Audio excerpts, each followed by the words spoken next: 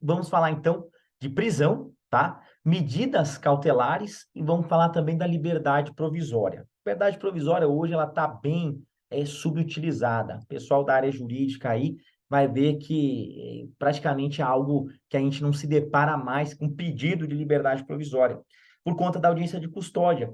Antes, durante uma prisão em flagrante, não tinha audiência de custódia. O camarada ficava preso em flagrante meses e meses. E aí o advogado era obrigado a pedir, né, a liberdade provisória, fazer uma petição. Vou peticionar aqui a liberdade provisória do meu cliente. Hoje, com a audiência de custódia, que todo mundo já ouviu, pelo menos ouviu falar, né?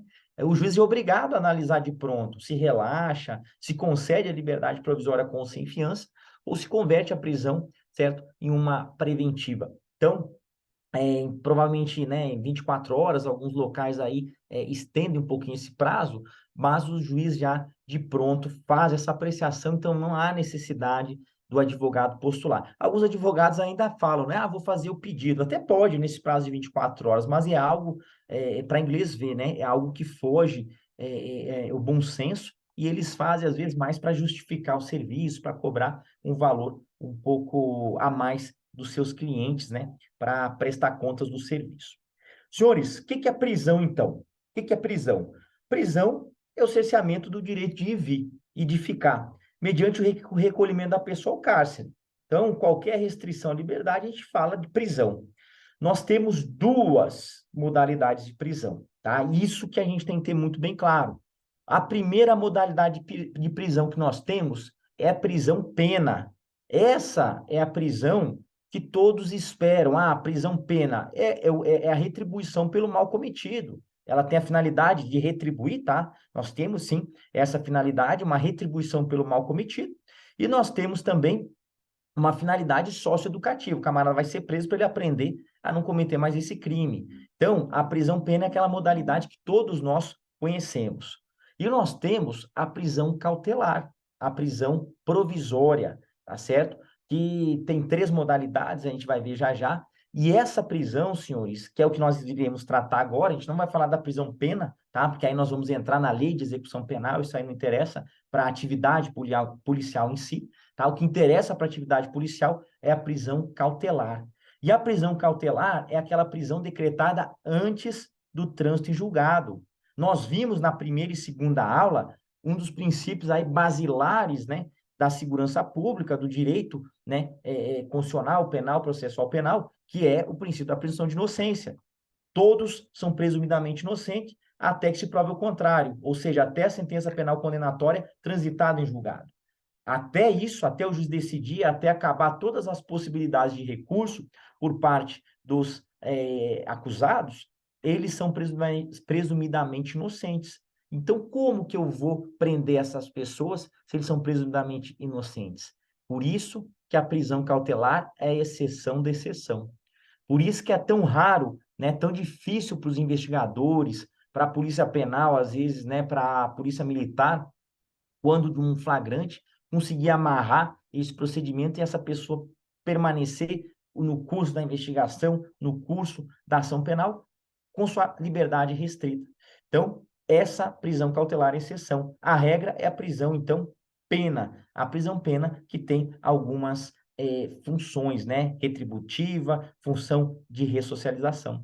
Todo mundo, aí já é uma parte mais histórica, né? Lembra que a retribuição pelo mal cometido, ela passou por uma série de evolução, né? Na antiguidade clássica, quem que já não ouviu falar da lei de Talião?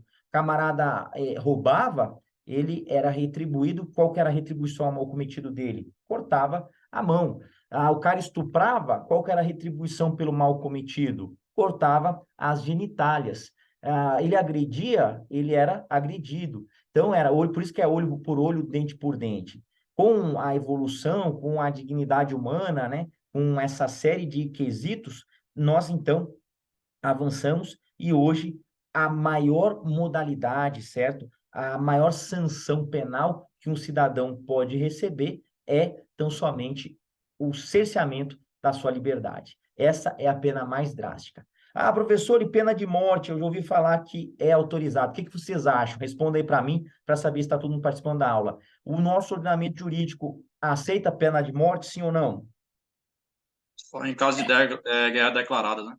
Perfeito, é a única exceção. Então percebam que tortura não aceita em hipótese alguma. Tortura, eu falei, né, da teoria da bomba relógio, né, que é uma mitigação, né, a esse entendimento, mas não é pacífico. É claro que nenhum tribunal vai defender isso, que é possível, né, torturar alguém, mas a pena de morte nós temos um amparo legal em caso de guerra declarada, e essa pena se dá por fuzilamento, tá? Então, essa é a maior das penas, mas é uma exceção de exceção também. Fora situação de guerra em que se aceita a pena de morte, a maior sanção que um sujeito de direitos pode receber é a restrição da sua liberdade.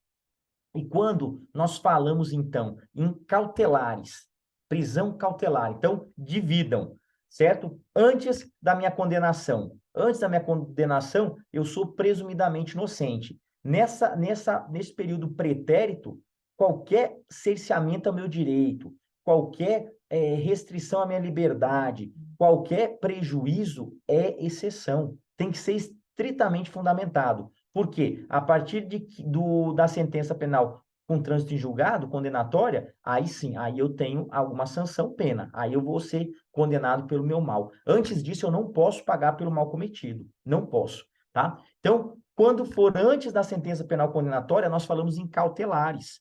Por isso que muita gente ouviu, cautelar, um processo cautelar, o camarada vai lá no fórum.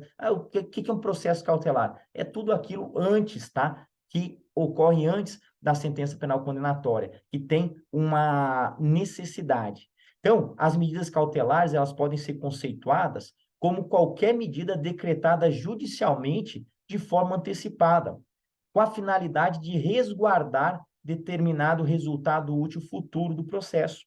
Então, nós já vimos várias cautelares, né? E aqui nós vamos ver que as prisões cautelares são medidas excepcionais e elas têm a finalidade de resguardar o resultado útil do processo.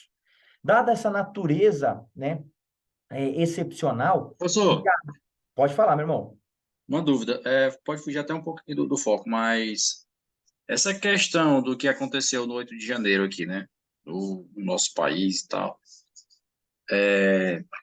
assim, eu posso estar meio leigo na situação, mas o que é que embasa uma série vamos dizer assim, medidas que foram tomadas? Porque basicamente está sendo como se fosse uma prisão política mesmo, né? Boa parte das pessoas que estão lá, e lógico, não estou defendendo A nem B, eu também não sou adepto de puxar sardinha para político, mas a situação das pessoas que lá estão, se sair da esfera nacional aqui, não seria considerado aí crimes, não? Até chega até a ser chamado crime de guerra, né? Algumas medidas aí que foram tomadas, não?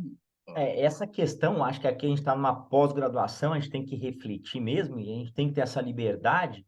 É claro que houve excesso, isso aí é inegável, tá? Até porque houve um tratamento desarrazoado, porque a gente prende um traficante com toneladas e toneladas de droga, a gente não consegue o cárcere cautelar desse traficante. A gente, em sentenças condenatórias, dificilmente nós conseguimos uma pena acima do mínimo legal.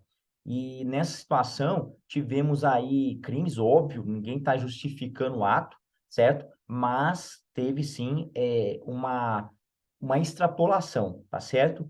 Por quê? Porque muitos dos criminosos, eles eram primários, eles não ofereceriam risco algum, certo? Para persecução penal. Que prejuízo uma senhora, igual todos acompanharam, senhoras de idade, certo? Pessoas idosas, que prejuízo durante a instrução, durante a investigação, essas pessoas vão cometer. A gente respeita, são decisões de autoridades supremas, tá? A gente respeita, mas a gente tem que contestar. Então, é claro que houve uma extrapolação, a gente vai ver quais são os requisitos da prisão preventiva, houve um tratamento desarrazoado. Por quê? Porque um criminoso comum, dificilmente a gente consegue uma prisão preventiva dele, sem um embasamento muito grande, sem uma lisura, uma transparência de periculosidade. A gente vai ver os requisitos. E nesse caso, foi algo genérico, é claro que teve uma fundamentação, se vocês pegarem as decisões que decretaram as prisões, elas vão fundamentar na excepcionalidade. Vão falar, não, se solto permanecerem, vão gerar risco à garantia da ordem pública, vão gerar prejuízo à instituição processual. Mas até mesmo as penas condenatórias, a gente viu, teve pessoas lá que receberam punições acima de 10, 15 anos de reclusão. tá? Então, realmente, assim, houve algo desproporcional, tá? Violou o princípio da proporcionalidade, qualquer jurista vai concordar com isso. Mas a gente respeita, mas não impede, não, nada, o nosso respeito não significa que a gente não possa contestar.